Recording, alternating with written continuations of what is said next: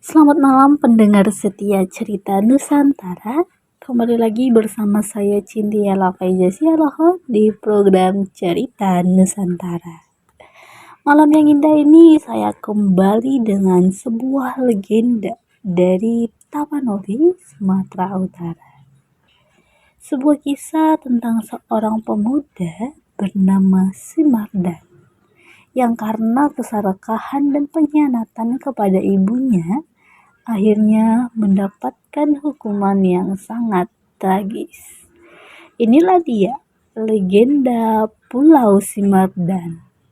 Pada zaman dahulu, hiduplah satu keluarga yang sangat miskin. Semenjak ayah Simardan meninggal, sang ibu harus membesarkan kedua anaknya seorang diri. Setiap hari, Simardan harus mencari kayu bakar demi membantu sang ibu. Sedangkan sang adik membantu pekerjaan ibu di rumah. Suatu malam, Simardan menatap bulan purnama dan berharap semoga kelak menjadi orang kaya. Simardan pun tertidur. Dia bermimpi melihat sekotak harta karun di dalam gua.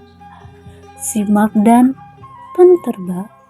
Seperti nyata sekali mimpi tadi. Apakah ini sebuah petua?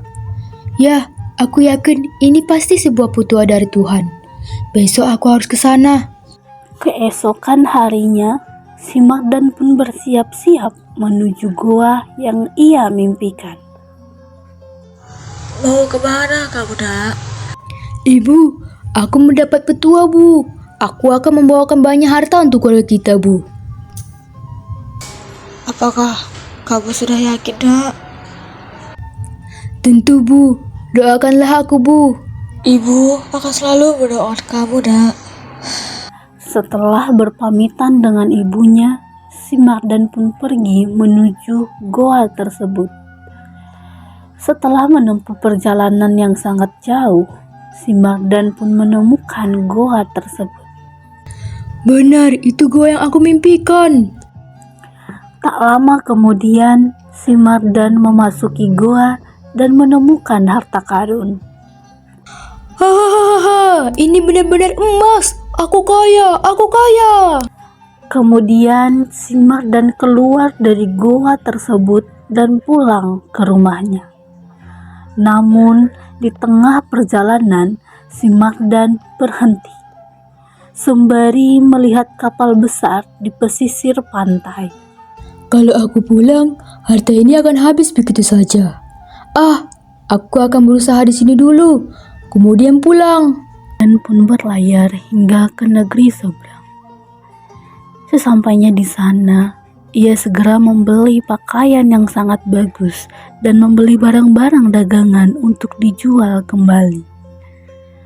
Sang raja yang sedang berkeliling istana tidak sengaja bertemu dengan Simardan. Wahai saudagar, sepertinya kau sangat rajin dan pemberani. Aku sangat membutuhkan saudagar-saudagar kaya untuk menjamu tamu-tamuku. Apakah kau bersedia bekerja bersamaku di istana? Tentu saja, Tuanku Raja. Berkemaslah, besok pagi temui aku di istana. Baik, Tuanku Raja. Keesokan harinya, Simardan pun masuk ke dalam istana. Simardan bekerja dengan sangat tekun selama bertahun-tahun. Sang raja yang sangat tertarik dengan Simardan sehingga berniat menikahkannya dengan putrinya. Mardan, kau sangat berjasa dan selalu membantuku. Aku lihat kau benar-benar rajin dan jujur. Apakah kau bersedia menikahi putriku? Menikahi putri Tuanku Raja? Tentu saja, Tuanku. Putrimu sangatlah cantik. Siapapun yang melihatnya pasti akan jatuh hati padanya. Tetapi, aku ingin bertanya kepadamu, Mardan. Apakah kau dulunya hidup miskin? Kau tentu tahu, mana mungkin seorang putri raja menikahi seorang rakyat biasa. Mendengar kata-kata raja tersebut, Si Mardan pun berbohong untuk menutupi masa lalunya, supaya bisa hidup dengan putri raja dan hidup bahagia. Tuanku, hamba adalah saudagar, tentu bukan berasal dari keluarga biasa. Walaupun saya hanya hidup sebatang kara. Benar-benar, waktu pertama kali aku melihatmu, pakaianmu sangatlah bagus. Baiklah, aku merestui pernikahan kalian. Siapkan pesta yang paling megah untuk putriku dan si Mardan. Si Mardan dan putri raja akhirnya menikah.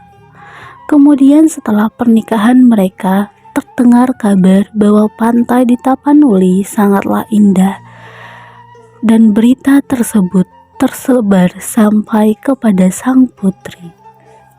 Suamiku, aku dengar banyak pantai dan tempat yang indah di pesisir Tapanuli. Aku sangat ingin pergi ke sana, suamiku. Istriku, tempat ini tidaklah sebagus perkiraanmu. Cari tempat lain saja untuk berbulan madu. Tetapi aku sangat ingin pergi ke sana, suamiku. Aku mohon. Baiklah istriku, besok kita akan pergi ke sana. Sesampainya di Tapanuli, masyarakat yang mengenali si Mardan langsung memberitahukannya kepada ibu si Mardan. Si Mardan sudah pulang, Bu. Dia berada di pesisir pantai dan terlihat sangat kaya dan membawa istrinya.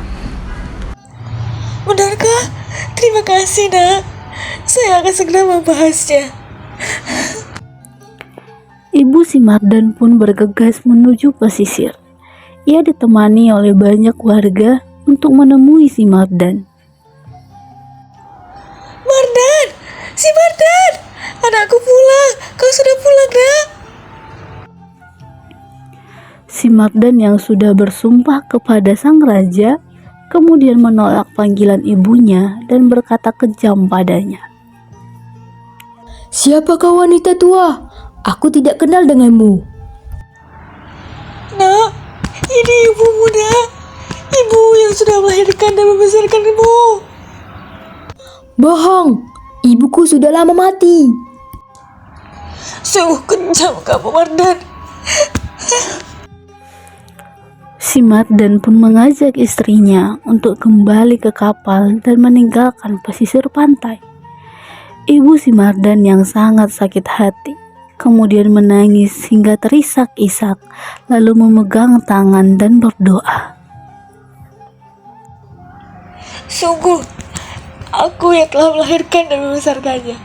Aku bersumpah, jika dia bukan anakku, dia akan selamat dan akan memperoleh kebahagiaan selamanya. Namun jika dia anakku, dia tak akan selamat.